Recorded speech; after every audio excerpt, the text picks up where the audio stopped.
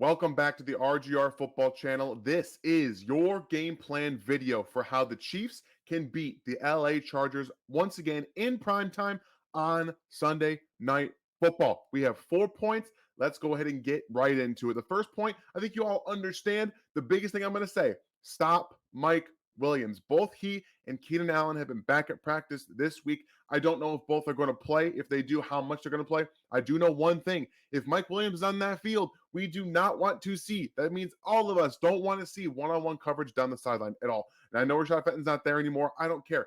Get him over the top. This offense in LA is not a greatly constructed offense. They have problems pushing the ball down the field with regularity. Let's just see a little bit different looks from Spags. Let's get a little bit of safety help over there to make sure that Mike Williams doesn't blow up once again, as he always seems to do against this defense. It's a blind spot, but you can't allow past failures to continue to cloud judgment going forward.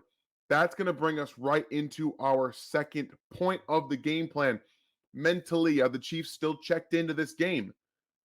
Because they beat them earlier in the season in the second week, because they have lost 2 out of 3, that being the Chargers, this is now an opportunity for them to come into this game and try and beat a Chiefs team that honestly struggled against the Titans and had some sloppy moments against the Jacksonville Jaguars, both those games at home.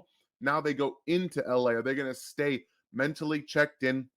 We've seen games like this before where they just don't always stay engaged. We need to see from the very first play, very first snap, that mentally this team is ready to go. You have to be able to beat your division opponents, even though they're sputtering. That makes them a little more dangerous. They don't have a ton of confidence. They want to build that confidence back up. I know it's not at home because LA lets a lot of fans in, but I want to see a mental reality check for the Kansas City Chiefs in this game. Stick a little bit with that run game, and you're going to see, I think, a little bit of physicality from the Chiefs offensive line. Get the mentality right to start the game, and then finish it strong. Number 3, work in the young guys. This is going to be, they do it all on the defense. They work a ton of young guys in on the defense. I want to see the offense now with Kadairus, Toney, Skyy Moore, Isaiah Pacheco getting more involved into the offense. Let's see, without McCole Hardman, without Juju Smith-Schuster, MVS has got an illness throughout the week. He's going to play more than likely. This is an opportunity to get Skyy Moore comfortable, to get him confidence. And I think we saw last week, it was a very obvious with 5 targets, second on the team, Travis Kelce, Kadairus Toney's opinion that day, to get him confidence. I think now we need to see Skyy Moore get more involved in the offense and get a little bit of his confidence back that he lost early in the season because of special teams. And honestly, you brought in a guy in Kadairus Toney who has taken his spot on the special teams, and now without Juju, without McCole for the foreseeable future, you need to be able to get some of these young guys. Isaiah Pacheco last week also had a very nice game. I want to see Skyy Moore have a nice game. Get him some confidence. I need to see that in this game. And to finish it all off, this game, you got to finish. You got to put them away. You can't let the Chargers linger in this game. It has to be something where you're up late and maybe they get a garbage time touchdown. Letting them more likely what they had last week, week 2, where they were in that game most of the time. They couldn't find a way to put them away until they got that pick 6 where the Chargers should have really scored a touchdown. Don't let that be this game. Defensively, get after Justin Herbert. This offensive line's got a lot of backups and they're injured. Get after them, be physical with them, and then you're going to be able to put them away later in the game. I think it was really nice to see last week against the Jags that the Chiefs could run the ball in the fourth quarter and actually extend their drive to win the game and be able to knee it out. We don't see that a whole lot in Kansas City, so I'd love to see them be able to do that against the Chargers. Again, against a team who knows them well, it's very important they come out with that mindset. Play tough to start, play tough to finish out the Chargers, and put their season, by all things considered, be ended in the AFC West and allow the Chiefs to really take off from here and get that AFC West championship for the eighth straight year, something like that. Absolutely incredibly insane what they could do. Now, we are going to head over to Gary with the sports primer, or for the stat primer, for your Chiefs once again against the Chargers. It's going to be a lot of fun. Let's get to Gary. Right on. So the stat primer for this Chiefs-Chargers Week 11 matchup. This is the 125th matchup between these two teams. The Chiefs own the series with a 66-57-1 record versus the Chargers. Pat Mahomes is 6-2 in his 8 starts versus the Chargers. In regards to the two teams' offenses, the Chiefs' offense has been significantly better than the Chargers, ranking second in yards per play, while the Chargers rank 22nd in the NFL in yards per play. I found this bizarre because you would think that with Austin Ekeler and Justin Herbert being the main weapons on that offense, it would be much better than 22nd in the NFL offensively in terms of yards per play. Also interesting, the Chargers are 30th in the NFL, only averaging 3.7 yards per rushing attempt. In terms of points per game, the Chiefs have the number one points per game offense, scoring a whopping 30 points per game, while the Chargers are 16th, scoring 22.2 points per game so far in the season. Offensively, the Chargers have not done much well statistically, except for one area, and that is that they've kept Justin Herbert clean from getting sacked. They're number one in the NFL, only allowing a sack on 3.2% of the dropbacks.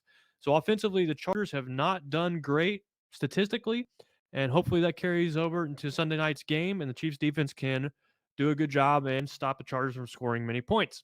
Looking at the defense, the Chargers defensively have not been that impressive either. You would think with Staley, a defensive head coach, that they would do much better, but currently they rank 29th in the NFL in terms of points per game allowed. They've averaged 25.3 points per game, while the Chiefs rank 19th, giving up 22.9 points per game. Defensively, the Chiefs are much better than the Chargers across the board.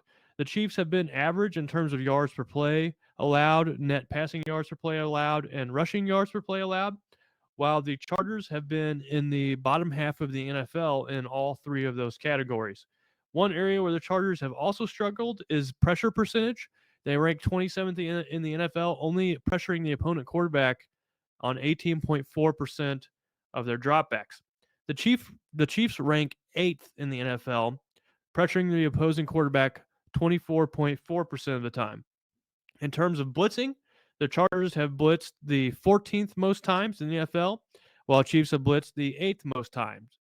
So the Chiefs are 8th in both pressure percentage and blitz percentage. So that means that they're able to get there with 4 occasionally, but they also like to throw in extra guys, more pressure. The Chargers, on the other hand, have blitzed the 14th most times and have the 27th best passer. Sorry, the 27th best pressure percentage. So they've been blitzing, but not get to the quarterback.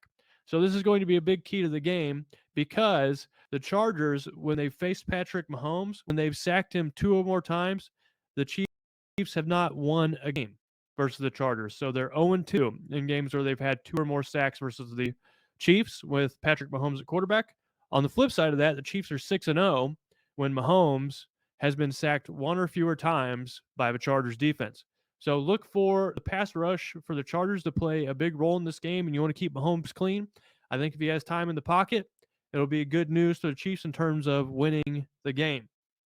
In terms of strength versus weakness, all of the strength versus weakness matchups favor the Chiefs, and they all favor the Chiefs' offense. So in terms of points per game, the Chiefs, as we mentioned, rank first. The Chargers rank 29th. The Chargers defense have played the Chiefs. They've given them trouble so far in Mahomes' career versus LA. But in this game, this is one of the best points per game offenses versus one of the worst points per game defenses. So you want to see the Chiefs score a lot of points in this game. In terms of sack percentage, the Chiefs rank 3rd in the NFL offensively. They don't let Mahomes get sacked very often, only on 4.2% of his dropbacks. And then, as we mentioned, the Chargers have been horrible at pressuring the opponent quarterback, only getting a pressure on 18.4% of their dropbacks.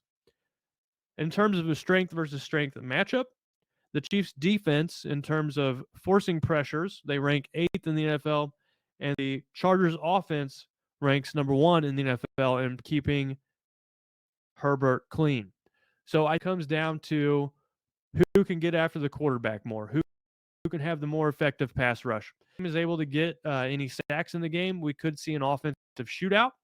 But I think that if the Chiefs can handle business up front, Frank Clark will return. Karl Loftus is improving. Carlos Dunlap has been looking pretty good, and Chris Jones has been absolutely dominant there. So I like where the Chiefs are going in terms of getting after Herbert in this game, but I believe this game is going to come down to, one of the key factors of this game is going to be the pass rush for both sides. Which team can get after the opponent quarterback? Which team can get more sacks? I think that the team who has more sacks is likely to win this game. As far as projections go or predictions for this game, we've got a new entry into our system, and Seth is joining us predictions this week. Ryan is predicting the Chiefs win 31-20. Dan's predicting the Chiefs 28-20. I am predicting the Chiefs 26-16, and Seth predicts the Chiefs will win 33-27. You want to see the Chiefs defense continue to lower their points per game allowed, and I think they're going to do it this game. I think that their defense is going to step up, and they're going to play well on Sunday. With that said, what are your predictions? What do you think the score is going to be for this game? Do you think that it's going to be a close game? Do you think it's going to be an offensive game, defensive game? Is it going to be a blowout? Let us know. As always, if you like what you see here, make sure that you help us out and subscribe. Like the video. It helps the algorithm suggest this content to other Chiefs fans. And with that, like I said, let us know what you think is going to happen in this game. Looking forward to this Week 11 matchup. Take it easy. This is RGR Football, signing out. Thanks for watching this video from the team at RGR Football. Click these videos to see more and subscribe to RGR Football.